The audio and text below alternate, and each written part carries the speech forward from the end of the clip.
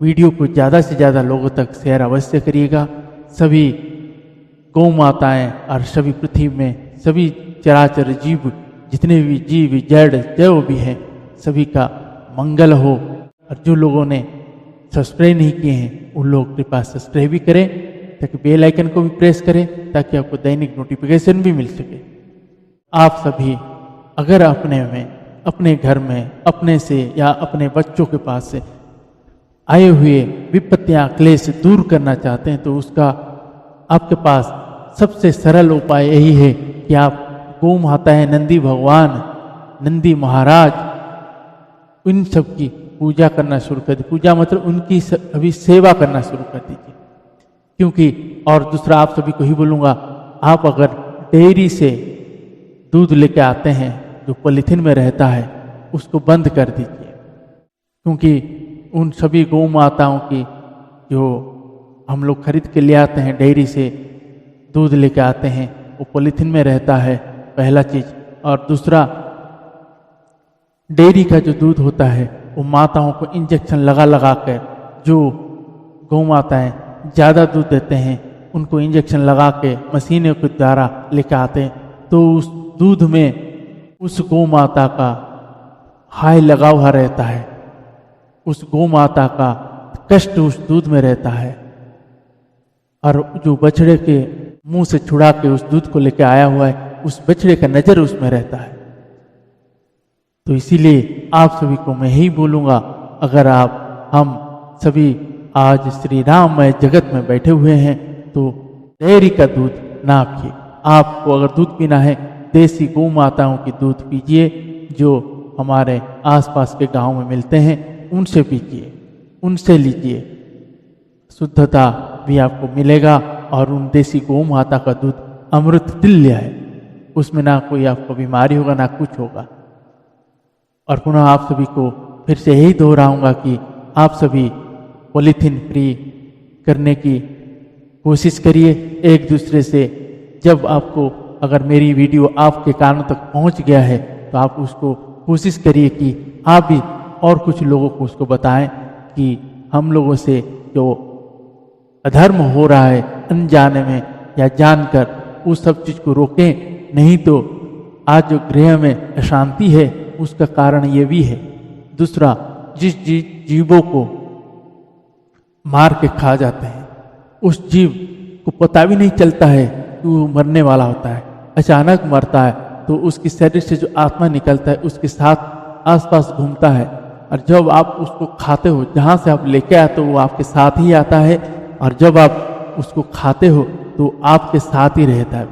तो सोचिए, उस जो नृशंस की तरह हत्या हुआ है, और वो जो क्रोधित उसका आत्मा है, वो आपको छोड़ के नहीं जाएगा, आपके साथ रहेगा। और वो नेगेटिव चीज़ें हैं, और आपके साथ अमंगल होना शुरू हो जाएगा, अशांति या कलह ये सब लगा रहेगा। इसीलिए आप सबको यही बोलूँगा कि आप कोई भी ऐसा जीव को मार के मत खाए। आप हमारे लिए भगवान ने उस शाकाहारी चीज़ें दिए हैं, जैसे गौ माताओं के लिए है, ऐसे हम लोगों के लिए है। हमें हमारा जो खाद्य है हम उसको खाए, ये हमारा खाद्य नहीं है। गौ माताओं के प्रति श्रद्धा रखिए और उनकी सेवा नित्य करिए। आप जैसे नित्य उनकी सेवा करेंगे तो सोचिए, उन गौ माताएं का हमेशा नज़र आपके घर के ऊपर रहेगा, आपके ऊपर रहेगा। और 33 कोटि देवताएं जिनके ऊपर प्रसन्न रहेंगे, उसका कौन क्या ग्रह बिगाड़ सकता है। उस 33 कोटि देवता में सभी ग्रह भी हैं, और सभी ग्रह, उन गौ माता, सभी देवताएं सभी उसी के अंदर है। जब आप उसको प्रसन्न करेंगे, लेकिन छल से नहीं, आप सच्ची श्रद्धा, आप अगर आपको श्रद्धा नहीं बन पा रहा है, तो आप गौ माताओं के सिर के ऊपर हाथ फेरिए, उसके कंधे में हाथ लगाइए, तो आपको ऑटोमेटिक उसके प्रति स्नेह बनना शुरू हो जाएगा। फिर आपको वो गौ माता ही नहीं छोड़ेगा। जब आप उसके साथ चिपक के हमेशा रहेंगे, तो फिर आपका हर तरह की संकट कट जाएगा। इसलिए मैं बार बार यही बोलता हूँ, गौ माताओं को आपके झूठे मत खिलाइए, या गौ माताओं को आपके बासी बचे हुए चावल, सब्जियां, ये सब चीज़ मत खिलाइए, उनकी मत बिगाड़िए। उनकी तबीयत खराब होते हैं, उनका जो खाद्य है हरा चारा अगर हमारे पास नहीं मिलता है तो उनके लिए सब्जियां खरीद के ला के दीजिए, पत्ता हरा सब्जियां, लेकिन उनको खाना ऐसे मत दीजिए और जूठा मत दीजिए। अगर जूठा दे रहे हैं तो सोचिए आप बहुत ही बड़ी गलती और बहुत बड़ी पाप कर रहे हैं। आप यही सोचोगे कि मैं गौ माता हूं तो खिला तो रहा हूं, लेकिन क्या मतलब है, जूठा खिला रहे हैं, वासी खिला रहे हैं। आप खुद खा के देखिए, गौ माता को क्या समझ रहे हैं आप, उनको बासी फेंक दे रहे हैं। भैया आपको अगर खाना नहीं था उतना, आप क्यों बना रहे थे? आपको जितना खाना है उतना क्यों नहीं बना रहे, उससे ज्यादा क्यों बना रहे? और जब गौ माताओं को आप खिलाएं तो उतने श्रद्धा के साथ खिलाइए। ऐसे नहीं है गए जमीन में पटक के आ गए, उनको खिलाने के व्यवस्थित करिए, साफ सुथरा जगह हो वहां दीजिए।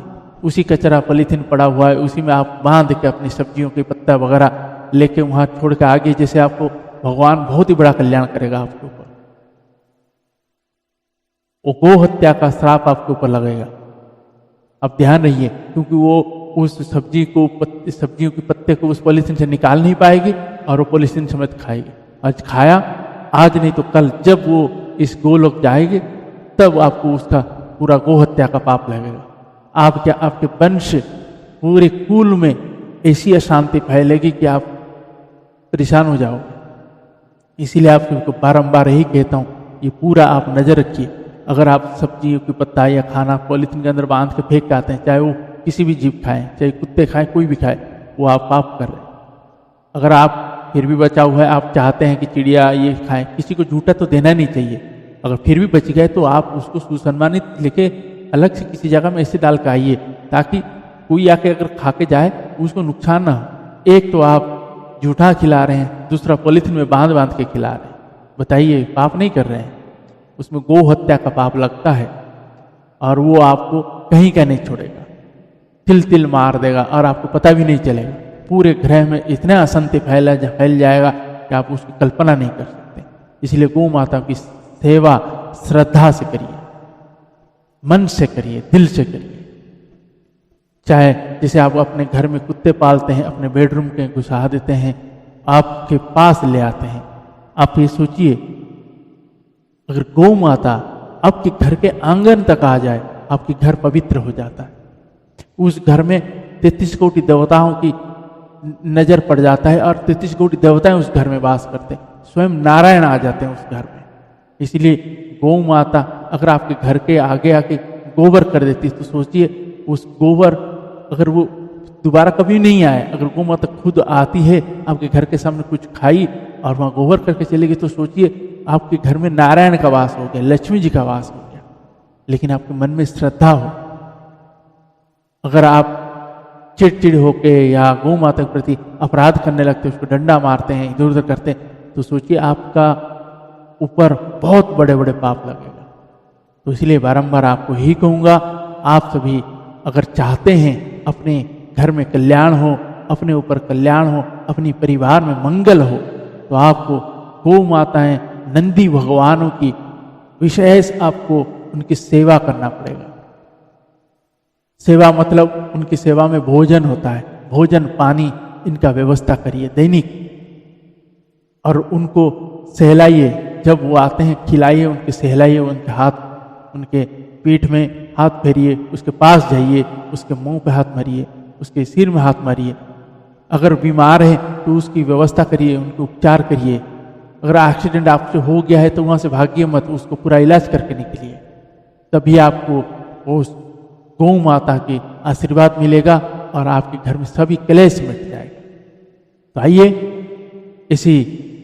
इन्हीं गौ माताओं के लिए आज के इस प्रसंग को हम समर्पण करते हैं कि आप अगर अपनी कोई भी ऐसी अनिष्ट नहीं करना चाहते हैं, हर पापों से मुक्त होना चाहते हैं, जो पाप हो गया है उससे भी आप मुक्त होना चाहते हैं, तो आपको एक ही उपाय करना है, निश्चल मतलब कपट रहित आपको गौ माता नंदी भगवान की सच्ची श्रद्धा के साथ उनकी सेवा करना पड़ेगा।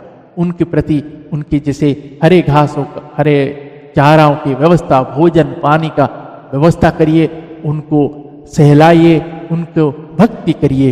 उनकी जब कृपा हो जाएगा तो आपके ऊपर सभी भगवान, सभी देवताएं कृपा करेंगे, आपके ऊपर आए हुए हर विपत्ति टल जाएगा। जय सीताराम।